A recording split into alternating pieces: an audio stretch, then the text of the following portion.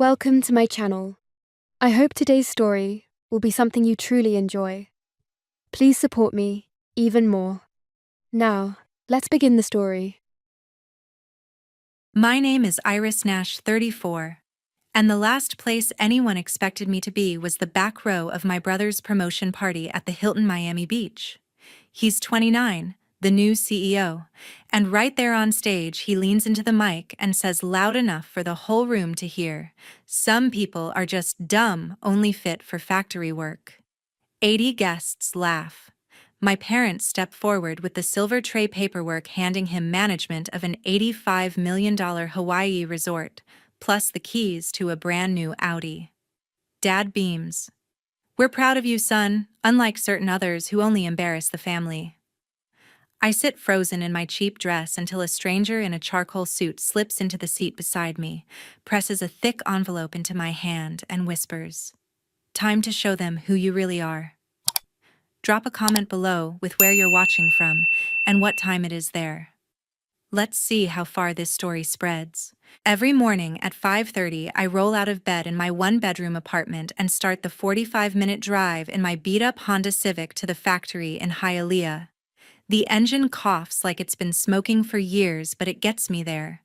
I punch in at 6 sharp pull on steel-toed boots and spend the next 10 hours at my station, eyes glued to a conveyor belt that never stops. Hundreds of circuit boards slide past every shift. My job is to spot the flaws before they ship out. Miss one and an entire batch gets recalled. $45,000 a year keeps the lights on and the fridge stocked with leftovers. The break room smells of burnt coffee and microwave popcorn, and the fluorescent lights hum overhead like angry bees. I eat my sandwich at noon standing because the chairs are always taken then back to the line. By 4, my back aches, my fingers cramp, and I'm ready to fight traffic home. Across town, my brother wakes up whenever he feels like it in his Brickell penthouse. He rolls into the boardroom around 9, coffee in hand, barking orders at interns who make more in a month than I do in 3. $300,000 a year plus bonuses, stock options, and whatever perks come with being the golden child. His office has floor-to-ceiling windows overlooking Biscayne Bay, a private gym on the top floor, and a concierge who parks his car. He sends selfies from rooftop meetings, captioning them "closing deals." Mom and Dad flood the family group chat with screenshots of his latest magazine feature, some fintech disruptor nonsense that sounds impressive if you don't know better. They tag him in every post, hearts and fire emojis everywhere. My name hasn't appeared in that chat for months. Last year, during the night shift, the methane alarm screamed. A pipe had cracked near the loading dock, gas hissing out fast enough to turn the whole place into a bomb. Most guys froze. I didn't think. I just slammed the emergency shutoff valve and held it down until the gauge dropped to 0. 47 coworkers walked out alive that night. The thank you letters piled up in my mailbox for weeks, handwritten notes from people I barely knew. Some included photos of their kids, others small gifts like homemade cookies or a $20 bill. I kept everyone in a shoebox under my bed. I never told anyone at home. What was the point? They'd call it just doing your job. Donna Nash, my aunt down in Tampa, found out anyway. She's a nurse, works double shifts at the ER, and still finds time to call every Sunday. "You did the right thing, Iris," she said last week. Voice steady like always. "Don't let them make you feel small for it." I laughed it off, but her words stuck. She sent me a care package once, bandages, protein bars, and a note that said, "For the hero who won't admit it." I used the bars during overtime, never mentioned it to Mom or Dad. They don't ask about my day anymore. The group chat lights up with Quinn's face on a billboard, Quinn closing a deal, Quinn shaking hands with investors. My replies stay on read. They assume I'm fine, scraping by, too busy to notice how loud their silence has gotten. I scroll past the photos, thumbs hovering over the keyboard, then lock the screen. Some nights I reread the letters from the factory guys, tracing the ink with my finger. One guy wrote, "You gave me another Christmas with my daughter." Another said, "I owe you my life." Simple words, but they weigh more than any bonus Quinn brags about. The factory floor is loud machines, clanking supervisors, yelling radios, blasting reggaeton. I wear earplugs under my hard hat, but the vibration travels through my bones. I've memorized every warning label on the walls, every exit route, every first aid station. After the incident management installed new sensors and gave me a plaque that says Safety Champion. It's bolted above my station now, gathering dust. No one from home has seen it. No one asked. A week ago, a thick ivory envelope arrived in the mail, formal invitation from Dad embossed with the family crest. Celebrating Quinn's promotion to CEO, it read, "Family presence required." I stared at it for an hour, knowing full well they only wanted me there as the punchline, the cautionary tale next to Quinn's spotlight. Still, I marked the date on my calendar. Donna said, "Go if you want, but don't let them walk over you." I nodded, even though she couldn't see. At 7 that evening, my phone buzzed on the kitchen counter while I heated leftover rice. Quinn's name flashed. The message was short. "Don't come to the party. It's embarrassing." Friday evening at the Hilton Miami Beach, the ballroom buzzed with 80 guests in tailored suits and cocktail dresses. Crystal chandeliers cast a warm glow over linen-covered tables, and waiters circled with trays of champagne flutes. I slipped in through a side door, still in my work slacks and blouse, ignoring the stares. Donna Nash, my aunt who had driven up from Tampa, spotted me first and waved me over to her table near the wall. She wore a simple navy dress, no jewelry except her wedding ring, and gave me a quick hug before we sat. Quinn Nash strode onto the stage like he owned the room, microphone in hand, flashing that practiced smile. He launched into his speech about innovation and leadership, then paused for effect. "Success takes vision," he said, eyes scanning the crowd until they landed on me. "Not everyone has it. Some are just dumb, only fit for factory work." Laughter rippled through the guests, a few clapping in agreement. Heat rushed to my face, but I stayed seated, staring at the floor. Donna reached under the table and squeezed my knee, her grip firm. Dad Walt Nash joined him, up, front arm around Quinn's shoulders. Mom Gail Nash followed with a velvet box and a thick folder.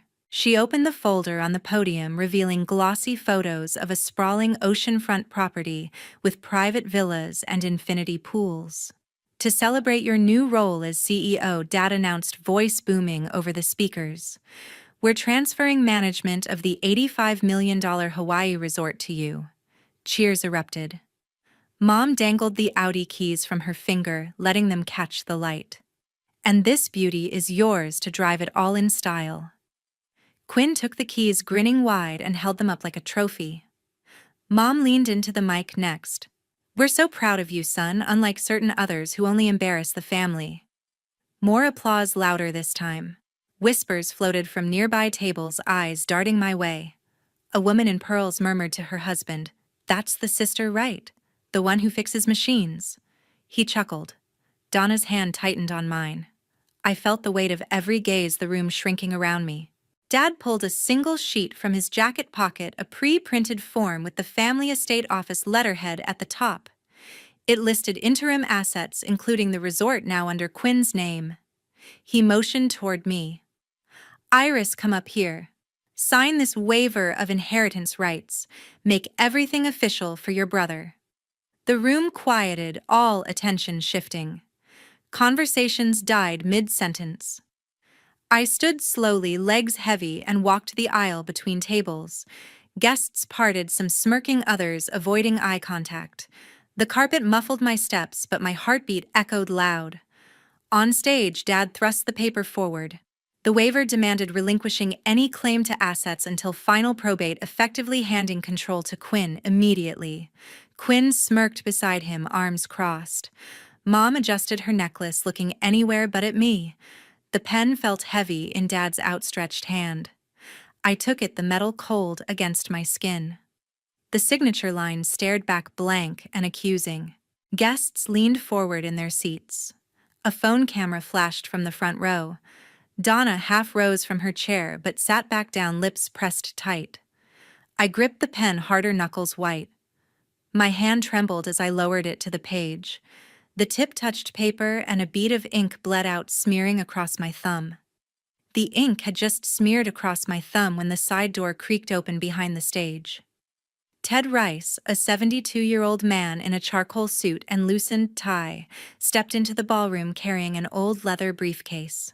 Heads turned slowly at first, then faster as recognition flickered across a few faces.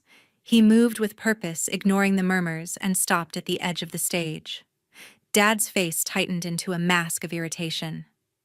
Mom's hand flew to her pearls, twisting them nervously.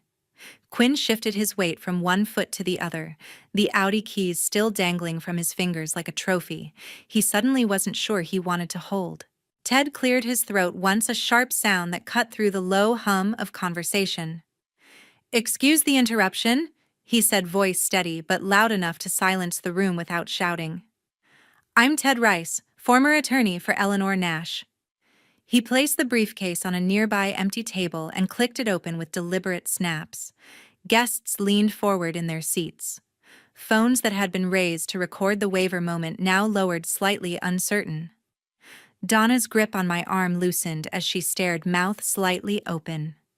He pulled out a thick folder stamped with a notary seal dated exactly 10 years ago. Mrs. Nash had this will notarized in my office the week before her final hospital stay.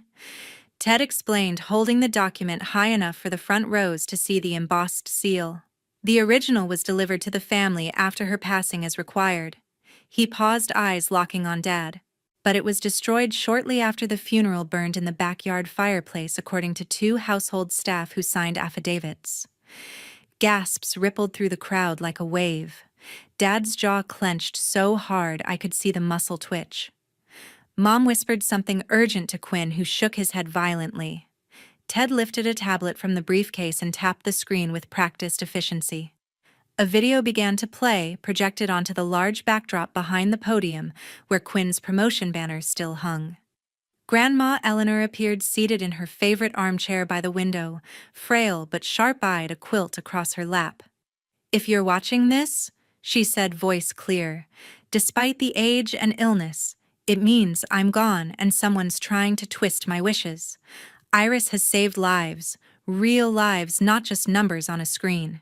She gets everything, no conditions, no delays." The clip ended abruptly. The room froze in stunned silence. Donna shot to her feet beside me. "Stop this," she shouted, pointing directly at Dad.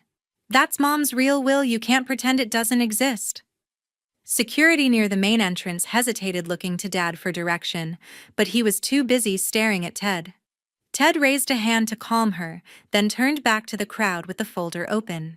He held up the document for all to see, pages of legal text, signatures in blue ink, dates stamped in red. "This certified copy filed with the court the same day as the original transfers the entire $65 million estate to Iris Nash," he announced, voice ringing clear. "Explicitly because she saved 47 lives in that factory incident last year. No interim management, no waivers, final and binding." Quinn lunged forward a step. "This is fake," he yelled, face red. Dad grabbed his arm, pulling him back with a sharp tug. Mom's face drained of color. She clutched the podium edge to steady herself. Guests exchanged wide-eyed glances, some pulling out phones again to record the chaos. A few investors near the front stood up, murmuring about due diligence. Ted continued reading clauses aloud, asset lists, including the Hawaii Resort Trust Fund's offshore accounts. The coercion penalty if anyone forced a signature under duress. Each word landed like a hammer on glass. I stood there on stage, pen still hovering over the waiver, water sloshing in the glass from my trembling hand. The waiver on the podium looked ridiculous now, a prop in a play that had just changed scripts entirely. Ted locked eyes with me across the lights. "Eleanor knew what you did, Iris. She saw the OSHA reports, the letters from those workers. This is yours. Always was." Ted didn't wait for silence to settle. He snapped the briefcase open and pulled out a 3-inch thick stack of documents bound with red cord, dropping it with a heavy thud that cut through the stunned murmurs. "Let's talk evidence," he said, voice calm but carrying to the back of the room. The top page was the official OSHA incident report, 8 pages of diagrams, witness statements, and Iris's name circled in red marker. This confirms the methane leak Iris stopped by, manually closing the valve under pressure. Ted explained, holding it up so the front rows could see the official seal. He flipped to the next section. 47 handwritten thank you letters from the workers she saved, dates, signatures, even photos of their families in some. He fanned them across the surface in plastic sleeves, all notarized copies for the court. He slid over bank records, next crisp printouts with highlighted lines. $2 million funneled anonymously into factory safety upgrades, new ventilation systems, advanced sensors, mandatory training programs for 3 shifts. The transfers originated from a donor-advised fund linked to Iris through tax filings she never claimed credit for on any public platform. Finally, he lifted a framed plaque from the case. National Workplace Safety Award presented to Iris Nash last April in Washington, D.C., for exemplary courage in crisis by the U.S. Department of Labor. The gold lettering gleamed under the chandeliers. Ted turned to a slimmer folder labeled Quinn Nash in bold black marker. He laid out 3 glossy printouts of LinkedIn posts. Quinn in black tie at charity galas, posing with oversized checks made out to children's hospitals and disaster relief. He was the paid keynote speaker at each event, Ted said, voice flat. $50,000 total wired directly to his personal account within 48 hours. Attached invoices showed the charities received 0 after administrative fees and travel reimbursements. One email chain revealed Quinn negotiating higher rates while promising the money would change lives in his pitch deck. Another showed him rejecting a follow-up audit request. Donna rose again, pulling a folded paper from her purse with steady hands. 2 years ago, Iris borrowed $5,000 from me, she announced, unfolding the IOU handwritten on plain notebook paper dated with Iris's signature at the bottom, and a column of $50 repayments checked off weekly in blue ink. Cash, no bank transfer.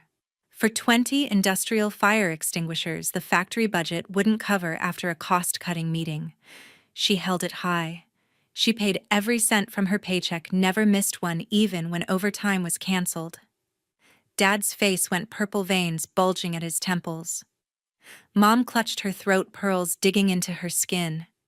Quinn's fists clenched at his sides, knuckles white. Guests shifted in their seats, some filming openly now, others whispering about board meetings, audits, and potential lawsuits. A venture capitalist in the front row stood and asked loudly, "Does the board know about these discrepancies?" His partner nodded, already typing on a tablet. Security edged closer but stopped when Ted raised a hand. He stacked the documents back into neat piles, each labeled and tabbed. "Every piece here is filed with the probate court," he continued. "The coercion clause activates immediately upon attempted signature under duress, which we just witnessed." He gestured toward the waiver, still on the podium, ink smear and all. Quinn exploded forward, voice cracking. "She's just a factory worker. She doesn't deserve it." The doors burst open again. Glenn Pike, the company's chief financial officer, rushed in, face ashen, tablet clutched to his chest. He beelined for the stage, nearly tripping over a chair leg that stuck out from the front row. "Emergency board vote just passed." He panted, swiping the screen with a trembling finger. "Coercion clause triggered $18 million contingency fund transfers to Iris Nash, effective immediately." The projector flashed the wire confirmation account numbers in bold timestamps in green digital signatures from 3 independent trustees. Dad lunged for the tablet with both hands. "You can't do this." Glenn yanked it back out of reach. "Assets frozen across all subsidiaries." He continued, voice rising over the growing chaos. "Independent forensic audit starts at dawn, no access until cleared." Quinn's promotion banner flickered off the backdrop, replaced by a red account suspended banner from the bank portal in real time. Hawaii resort management contract revoked. Audi title repossessed, repo trucks outside the valet area right now. Quinn screamed incoherently, charging at Glenn like a bull. Security tackled him mid-stride, two guards pinning his arms behind his back, while a third radioed for backup. Fraudulent expense claims totaling over 200,000 Glenn, read from the tablet scrolling fast. Board voted unanimous termination for cause no severance, no non-compete payout. Mom collapsed into a chair, sobbing into her hands so hard her shoulders shook. Dad stood frozen, mouth opening and closing like a fish out of water, eyes darting between the screen and his son on the floor. Donna wrapped her arms around me tight, pulling me close enough that I could smell her lavender perfume. I let the pen drop from my fingers, watching it roll across the podium and leave one final ink splatter on the waiver. "I don't need this family anymore," I said, voice steady for the first time all night. "We're done." 3 months later, I stood before the new safety training center in Orlando. The sign read, "Nash Safety Foundation," in bold steel letters above wide glass doors that slid open automatically. Inside, instructors certified 1,500 factory workers that week alone. Hands-on drills with fire extinguishers, hazard simulations using virtual reality headsets, emergency protocols practiced in mock assembly lines. My team ran the program, funded entirely by the contingency payout. No press conferences, no ribbon cuttings, just results. Factories from Miami to Tampa sent crews in rotating shifts. Accident rates dropped 28% in the first quarter, according to state reports. I bought a 2-bedroom condo in Coral Gables Quiet Street, lined with royal poinciana trees, mango tree in the courtyard, ocean view from the second-floor balcony. Mornings started with black coffee on the patio while reading industry journals, evenings with long walks along the bay where sailboats drifted under pink skies. The factory job stayed behind. I consulted remotely for safety upgrades nationwide, traveling only when needed. Quinn stocked shelves at a warehouse in Doral, $15 an hour, no benefits, early shifts starting at 5. He scanned barcodes with a handheld device, loaded trucks with pallets of electronics, avoided eye contact with former colleagues who whispered about the gala scandal whenever he passed. Walt and Gail rented a 1-bedroom apartment in Kendall, beige walls, cracked tile in the kitchen, community pool that smelled of chlorine. They sold the Brickell penthouse to cover mounting legal fees.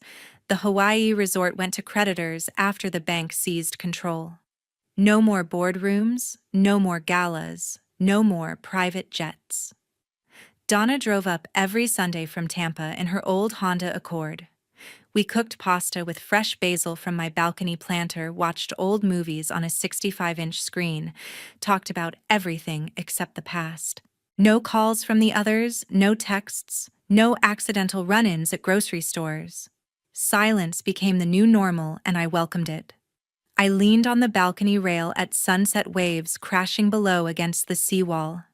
"Money can't buy conscience," I whispered to the horizon as the sun dipped into the Atlantic.